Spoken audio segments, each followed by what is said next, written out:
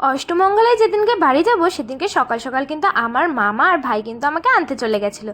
দেখো আমি কিন্তু আমার বিয়ের শাড়িটা পরেই এসেছিলাম, কারণ এটাই নিয়ম, আর ও কিন্তু নর্মাল একটা পাঞ্জাবি পরেছিল। তো আমরা কিন্তু সকাল মিলে বেরিয়ে পড়েছিলাম। তারপরে কিন্তু ও চলে গেছিলো একটা মিষ্টির দোকানে।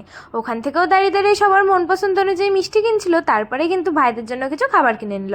আর তারপরে যখন বাড়িতে ঢুকবো আমার বোনরা তো রাস্তায় দাঁড়িয়ে অপেক্ষা করছিল যে আমরা কতক্ষণে আসবো। তো গাড়িটা রাখার পরে আমরা যে হেঁটে হেঁটে আসছি, সবাই দেখি আমাদেরকে আস্তে আস্তে আগতে নিয়ে এসেছিলো। তো সবার ফার্স্টেই গিয়ে কিন্তু আমাদের ঠাকুর মন্দিরে প্রণাম করে নিয়েছে। আর এই যে কলা গাছগুলো পোতা রয়েছে, মা কিন্তু এখানে আমাদের দুজনকে বসিয়ে দিয়েছে। এখন হবে আশীর্বাদ পর্ব।